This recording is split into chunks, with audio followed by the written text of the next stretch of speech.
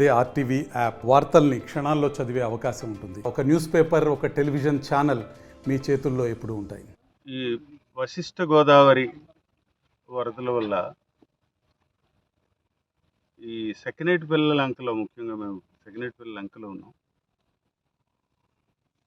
సుమారు రోడ్డు వరకు కూడా ఇక్కడున్న ఈ రివర్ బ్యాంకు కొట్టుకెళ్ళిపోయిన పరిస్థితి చూస్తూ ఉన్నాం.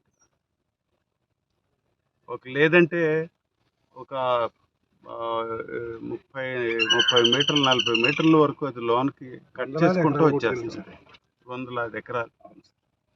అలాగే పైకి కూడా చూసినట్టయితే అన్ని కొబ్బరి చెట్లు పడిపోతున్నట్టు మనం చూడగలం. ఇక్కడ ఊళ్ళోకి దగ్గరగా ఇంకా ఇక్కడ 50 కూడా ఒక 50 అడుగుల కంటే ఎక్కువ కనిపించట్లేదు రోడ్డుకి, దీనికి గోదావరికి.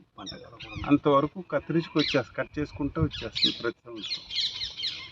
దీనికి రివిట్మెంట్ కానీ గ్రోయిన్స్ కానీ కట్టాల్సింది ఉంది. ఆ ప్రపోజల్ ఆల్రెడీ తయారు చేశారు. దీనికి సబ్మిట్ చేయటం కూడా జరిగింది. దీని మీద ముఖ్యంగా మేము కాంప్రహెన్సివ్గా మా పొద్దున్న నుంచి కూడా ఇప్పటి వరకు ఈ కాలువలు, లాకులు, తర్వాత ఏటుకట్టు పటిష్టపరచడం, ఈ విషయాల మీద మేము కంప్లీట్గా పయనించి కింద వరకు కూడా నేను చూసుకుంటూ వస్తున్నాను. ఒక 2-3 చోట్ల ఏటుగట్టు చూసినట్టయితే 1.5 మీటర్ నుంచి 2 మీటర్ల వరకు ఎత్తు చేయాల్సిన పరిస్థితి కనిపిస్తుంది. దానివల్ల ఏమిటంటే గోదావరి బాగా రైజ్ ఉన్నట్టయితే గట్టు దాటి ఊళ్ళ మీద పడిపోయే ప్రమాదం కనిపిస్తుంది.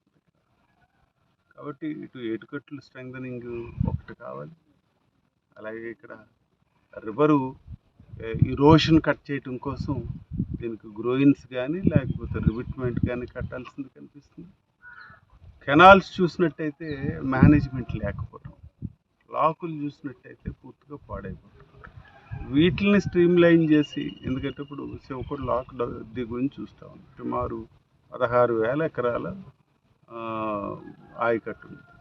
మొత్తం నియోజకవర్గంలోనే 30,000 రిజిస్టర్డ్ ఆయకట్టు. ఈ రోజున ఖరీఫ్కి 5,000 కూడా పంట వేయట్లా, నాట్లు పడిన పరిస్థితి. కేవలం 5,000 ఎకరాల్లో పడుతుంది. ఆ దుస్థితి వచ్చి కూర్చుంది. అది డ్రైనేజ్ సమస్య అయ్యుండొచ్చు, లేకపోతే కెనాల్స్ మిస్మేనేజ్మెంట్ అయ్యుండొచ్చు, రివర్స్ సరిగ్గా చూసుకోకపోవడం, ఏటుగట్లు సరి చేయకపోవడం, ఇవన్నీ కూడా ఇక్కడ మా నియోజకవర్గంలో ఉన్న చాలా ప్రాబ్లమ్స్. ఈ సమస్యలన్నిటికి కూడా ప్రభుత్వం ఇప్పుడు వాటినన్నిటిని కరెక్ట్ చేయాల్సిన పరిస్థితి. గత 5 సంవత్సరాలుగా ఒక చిన్న ఇనిషియేటివ్ కూడా లేదు. ఎక్కడ కూడా ఏమి ₹1 వెచ్చించింది లేదు. అలాంటిది ఈ రోజున మనం ఇవన్నీ కూడా సరిదిద్దాల్సిన పరిస్థితి ఇప్పుడున్న కూటమి ప్రభుత్వానికి ఏర్పడింది. తప్పనిసరిగా మా ప్రభుత్వం ఇవన్నీ కూడా చేస్తుందని నేను నమ్ముతూ ఉన్నాను.